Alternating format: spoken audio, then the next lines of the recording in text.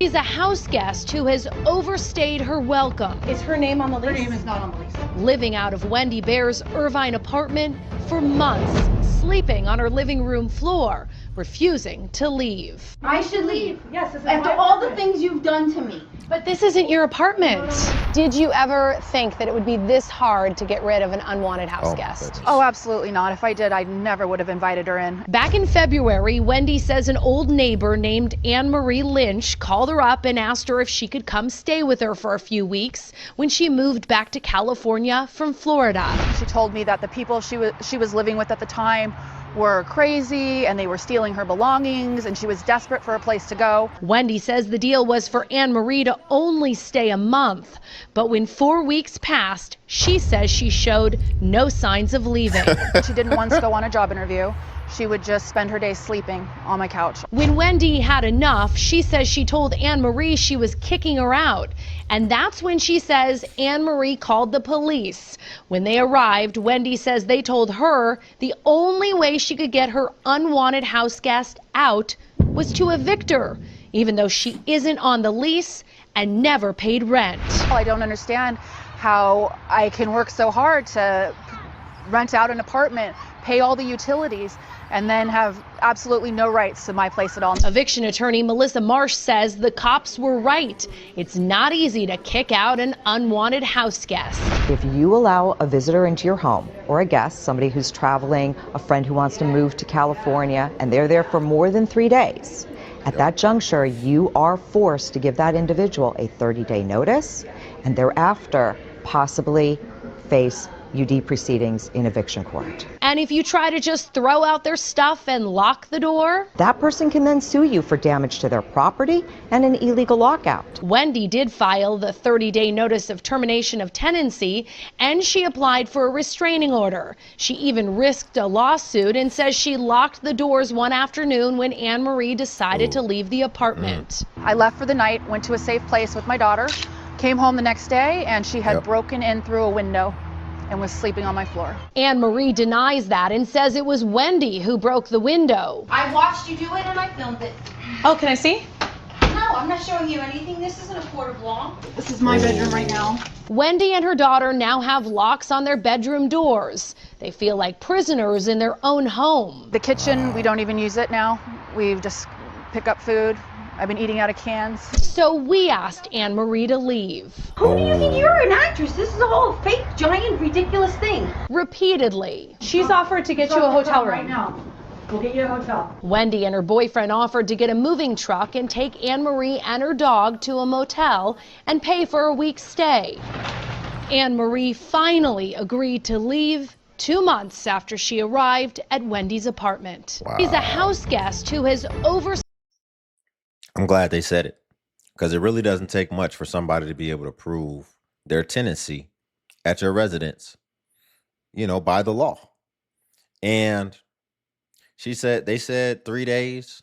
Listen, it could be 1 day if you allow, like, let's just say they're like, oh, I'm moving, I'm kind of in transition. Can I bring a lot of my stuff over here and just for these 1 or 2 days, and then I'm gonna just move it out to my next place? That can still come off as them living there because they have all their stuff there. Because when the police get there, they're not really going to go that deep. They're just going to really try to understand what is the evidence. And now you have allowed somebody to bring in evidence that they stay with you. So you have to be very careful about these things. And it sounds like this was getting really bad. It sounds like this woman was doing more than just overstaying her welcome. They said that they had to start eating out of canned food and keeping it in their room locked up. So she was eating their food too, and probably not even contributing. And these are the things that you can find yourself in if you try to do a nice thing and allow somebody to stay with you. Really think about how nice that is, that they were going to allow her to stay with them for a month for free. They were going to let her stay with them for 4 weeks for free. Then they still paid for her complimentary hotel, which I think they got lucky and they got the good end of the deal out of that, because it sounds like those eviction proceedings were taking longer than what they probably expected. So she was still going to end up probably being with them for a couple months. Seems like she knew that their state was tenant friendly as opposed to landlord friendly. And everything from this interaction shows me that the woman they allowed to be the guest, it shows me that she knew exactly what she was doing and that this was calculated from the beginning. Y'all, before we get into the next clip, if you could like the video, I greatly appreciate it. Only takes a second and it actually helps out more than you know. And also if you could hype. Did y'all see that new study showing thousands of families in metro Atlanta are literally stuck in living extended stay hotels, working, paying over 70% of their income just to stay there with no way out because of low credit, past evictions, and no money for a security deposit? And listen, I don't say this just to shock you, just for drama. I say that because credit is literally part of this problem. These families are trapped in a housing spiral where even though they working, their financial foundation isn't strong enough to secure real stability. Now listen to this. That doesn't happen by accident. When you don't understand how credit works, you end up stuck paying way more for less. Whether it's housing, loans, cars, business, opportunities, you name it. I had to learn that the hard way too. And after learning it the right way, I didn't just fix my own credit. I've helped her over 100. That's a commercial. She must do credit repair. Everybody does credit repair now. Y'all, this made my blood boil. So these people stay in a Budgetel Inn, which is an extended stay in the city of Atlanta. All of a sudden, security came with tactical gear and armed, okay? Telling them that they had 3 weeks to move because the owner had sold the building. The vending machines were removed, the TVs were cut off, and their key fobs no longer work. Like they had to get a census getting in their room. Now, for those of you who are going to come in my comments and say they need to get a job, let me school you on Atlanta and how it works here. And I'm saying Metro Atlanta. And Metro Atlanta covers like 13 counties, y'all.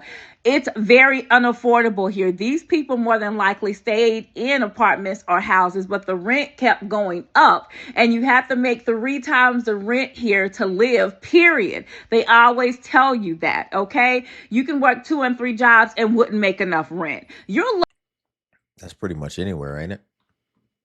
lucky if you find a $1,400 a month 1 bedroom that's not in the hood. Hell, the hood is going to be $1,200 a month.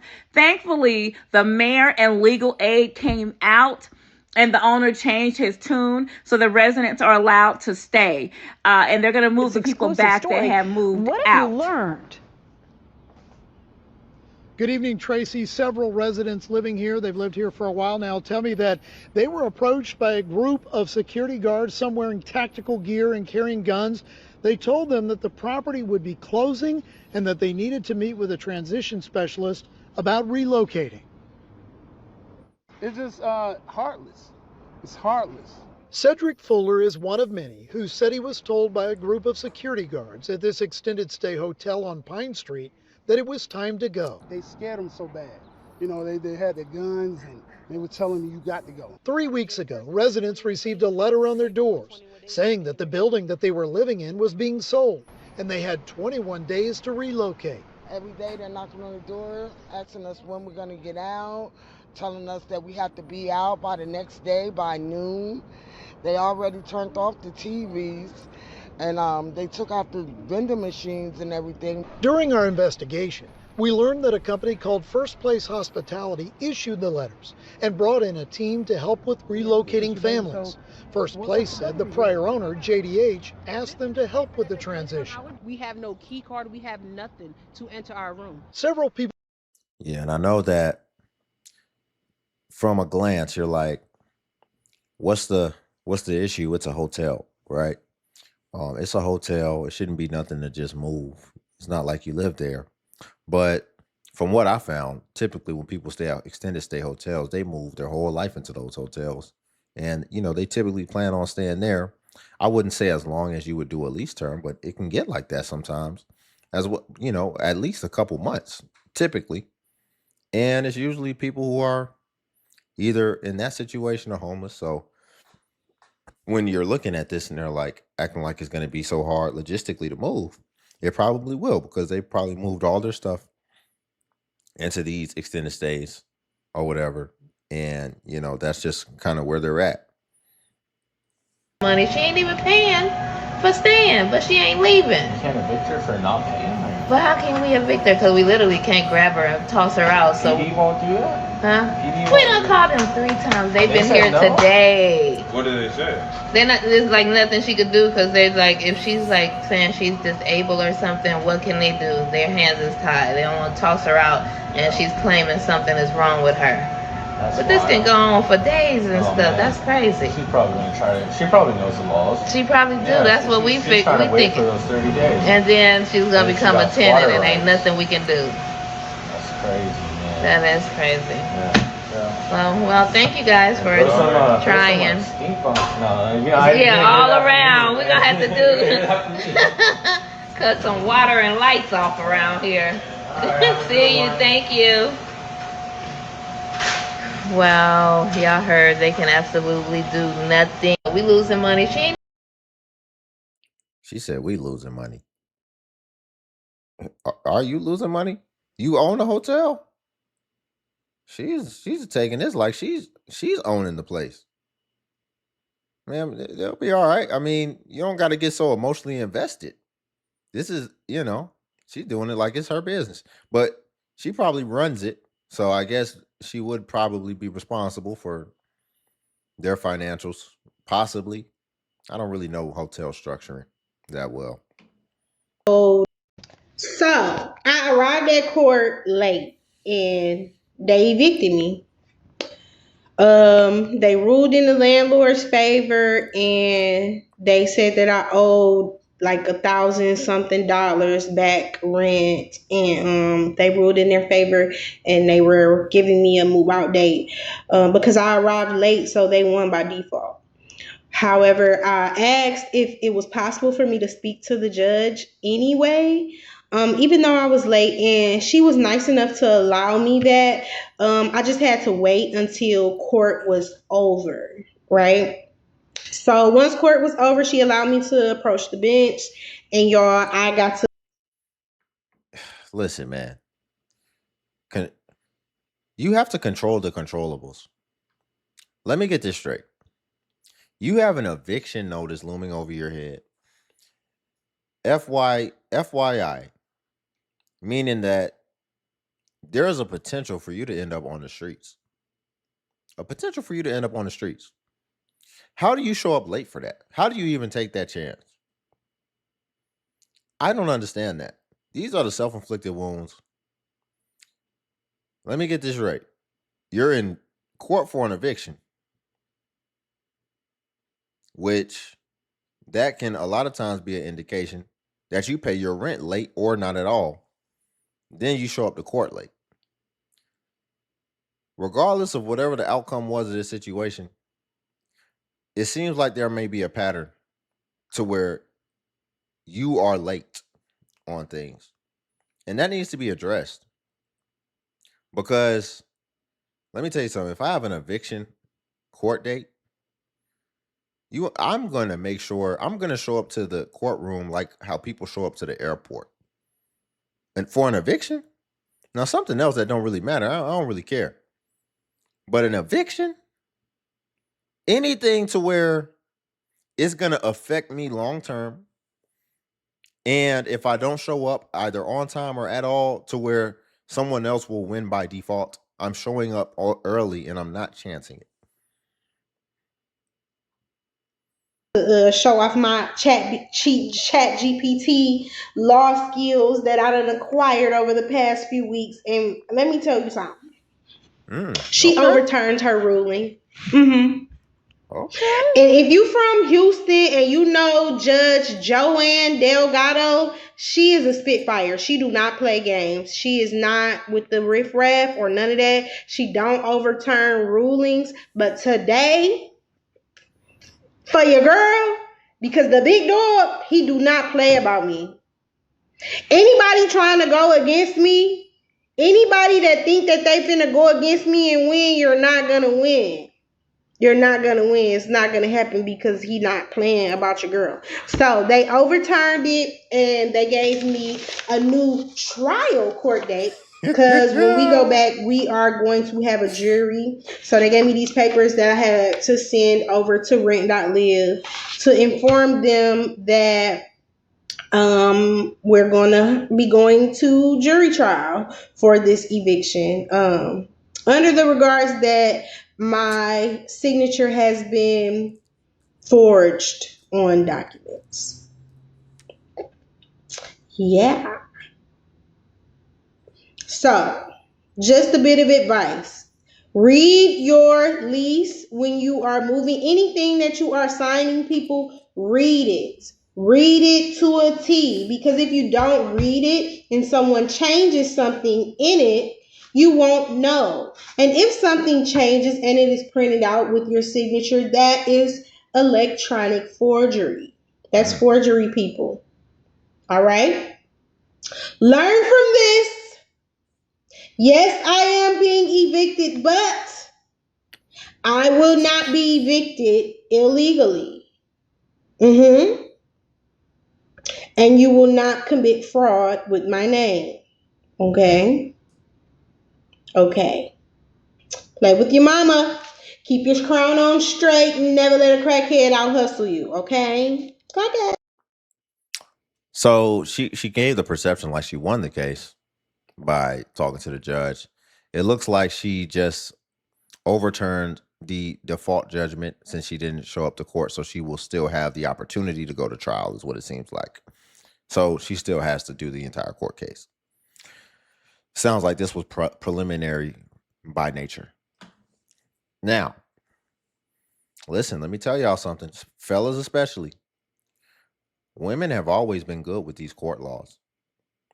Women have always been good with court laws. Why do you think they're on all this government assistance and all this type of stuff? But they're using AI now. So I say that to say, do not have any mishaps, any slip ups. They're using AI now. You thought your child support was high before? You're cooked. They're using AI? Oh, you're done. They coming for a piece of your A. So be aware. Because I actually like that she did that. That was really good. Because I always say this, and I do it myself.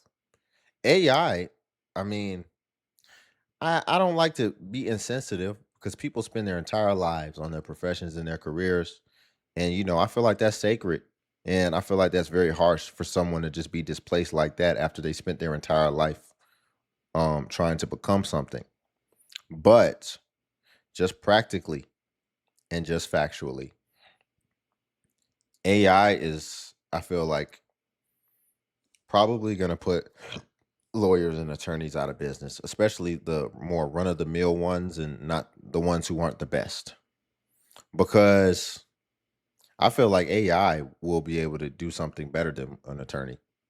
There's not going to be any, I feel like it's going to be able to generate something better that attorneys can't even do, because I feel like after a certain point, they start getting so many clients, like, I feel like they prioritize certain cases over others and they may not put their all into it. But AI is going to get it right. And even a regular person, AI has more knowledge and information than just the average person. I don't care how experienced they are. When we're just talking about things that are sterile and not necessarily creative, which when we're just talking about interpretations of laws, I feel like logically AI is going to be better at that. And you can use it for all type of things. I done put whole documents, 30, 40 page documents in AI, told it exactly my situation, things I had to fill out, not things where it had other people's personal information on it. It was for me, but things where I had to fill out, and the AI can fill out the whole document and then collaborate with me and make sure, and we can kind of workshop it and make sure that everything's correct. And it sounds like she did something similar to that. And when the judge saw it, they said, okay, well, this is actually worth some of my time. You actually, maybe they didn't take her serious. And then when they saw that, they said, oh, they probably thought she had representation. So they took it a little more serious. But also what I wanted to address is, I mean, if they fraudulently signed her signature, that is wild. I don't know. That sounds a little far-fetched. That is a bold thing to do, to fraudulently sign somebody's signature for whatever outcome you're trying to get. That's bold. If a business did that, that is insane. And if they did that, that's really bad. And I feel bad for her that she even has to address that. But what do y'all think? Do y'all think that they really signed her signature, or do you think she signed something that maybe she didn't understand before and now she doesn't want to be held to it? Okay, so you asked for story time on why we got kicked out of the hotel. So this is the condition that I left the hotel in upon leaving. Yes, I did record because I did not want to be falsely accused or falsely charged for any hotel incidentals. So, what happened was on Sunday, housekeeping had came and knocked on the door to perform housekeeping services. So when my son answered the door, he let her know that we didn't need housekeeping services. So she was like, I have to come in and I have to do housekeeping services. And he repeated himself that, we didn't need housekeeping services. And so at this time, I'm hearing what my son is telling her. So I had asked him to ask her if she had any toiletries or any trash bags. She said she didn't have any trash bags, but she do have tissue. And so she gave him the tissue. And so she was like, I got to come in, and do housekeeping. And so I got up. And so I let her know, I was like, we don't need any housekeeping services, today or whatever. She's like, well, I have to come in. And I was like, okay. I was like, well, is this like a new policy that you guys have that, housekeeping is no longer optional? And so she wasn't answering the question. So I was letting her know, yes, I am recording because, I didn't want it to be a matter of he say, she say in regards to the changes of policy and what was going on. Because I'm like, okay, anything can happen. And so she got mad when I said that I was recording. I let her know, I'm like, I'm not recording your face. I'm just recording. And so she got in a little tizzy. And so she's like, come on, let's go. And I'm like, hold on. I don't have to go. Like, I'm not saying that you can't come in. You can come in. I'm letting you know you can come in. I'm just saying I need a minute to get dressed.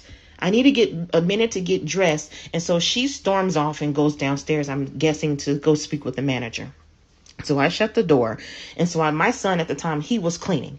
And so I get myself together because, I knew she had to come back to perform housekeeping. And per their policy, you can't be in the room while they're performing house services. So I started to get myself together. And as I'm trying to get myself together, the room phone had rung. And so I go to answer the phone. And so the phone was kind of cutting out because I couldn't hear what he was saying. And so I was wiggling the cord around to get a clear connection on the phone. And so I said to him, I was like, what was that? And he was like, I said housekeeping is not an option. And I'm like, okay, I mean, that's fine. I had just woken up and I didn't know what was going on. Like, we refuse housekeeping services. He's like, well, it's not an option. And I'm like, okay. I'm like, that's fine. And I hung up the phone. And so while I'm getting myself together, I'm starting to brush my teeth. And so I'm brushing my teeth. And the next thing I know, a knock came at the door, but it was one of those strong, heavy-handed knocks like the police. And so I'm like, who is that? And so I go to the door and I open the door. It's the manager, it's housekeeping, and it's the front desk lady. And so he was like, I said housekeeping wasn't an option. And I said, okay, that's fine. Can you give me a second? Like, I'm trying to tell him, like, pointing with my index, putting up my index finger, like, give me a second. And so I shut the door and I go to rinse my mouth out. As like I said, I was brushing my teeth. So I rinse my mouth out. I have water in my mouth. And so he's knocking at the door again. And my son was like, give us a second.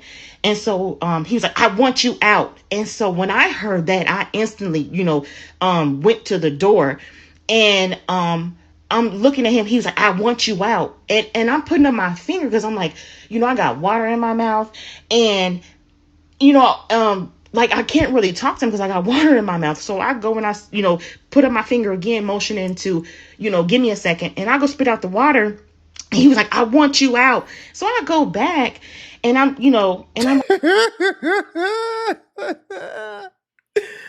Every time they try to address something, She's like, I need a second.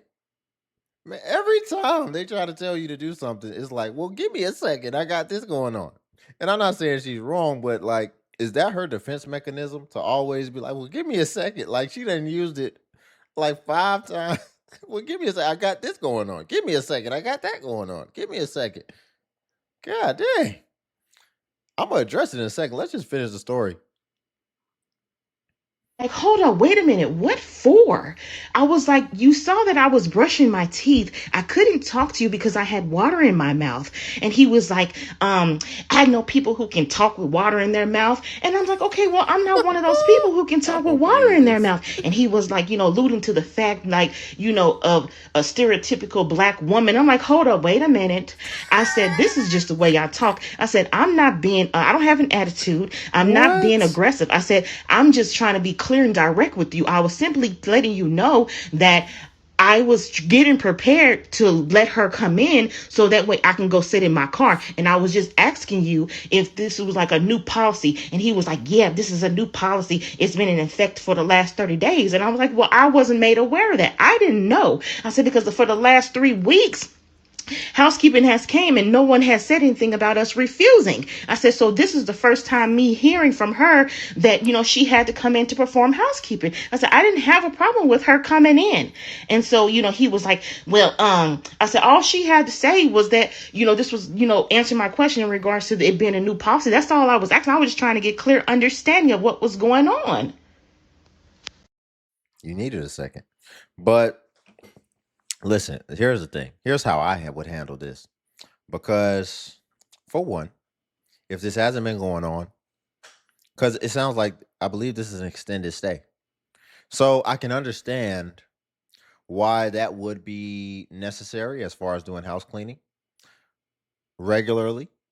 Because I'm pretty sure when certain tenants have left, they have found an accumulation of mess that is probably outrageous and probably takes some time to have to be able to clean up. I'm sure that's happened many times. And I'm sure they've thought to ourselves, if we could have stayed on top of it, maybe even some of the mess violates their policy and you would have been able to get that tenant out of there sooner.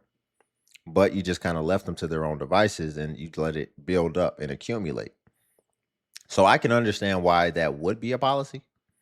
But at the same time, what she should do is, because if you've already signed and paid for your room, I would want to see where is that policy listed in either what I signed or you all's rules and regulations, because I wasn't informed about that. And that hasn't been the case thus far.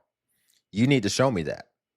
And on top of that, if this is something new and I've been here or whatever, and it wasn't explained to me and shown to me and given to me to where I could then sign off on it from that point, then give me my rent back.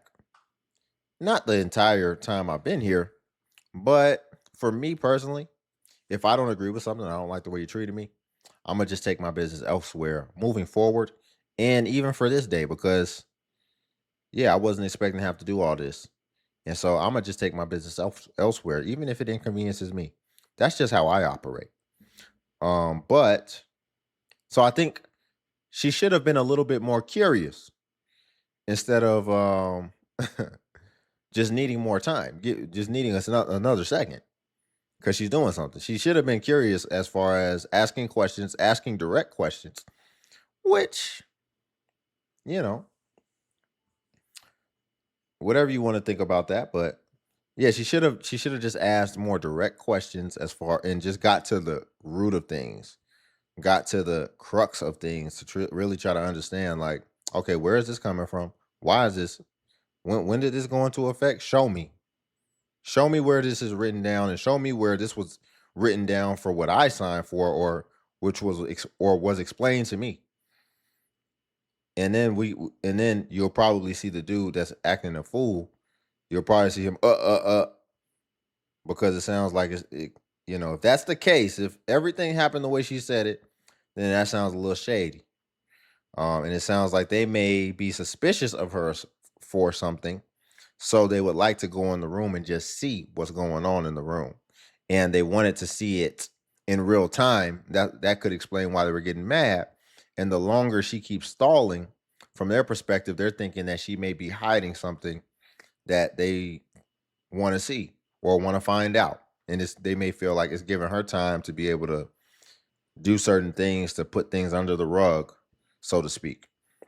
But we'll leave it there for today. If you could like the video, I greatly appreciate it. Only takes a second and actually helps out more than you know. And also, if you could hype the video, hype is a new feature that YouTube offers where it helps smaller content creators like myself. And basically, when you hype, it actually pushes us to the extent that it pushes the larger content creators. So you just press the hype button, then it shows the points. And since I am a smaller channel, we get more points per hype. So by supporting smaller channels, your hypes actually go further as far as the points that the channels get.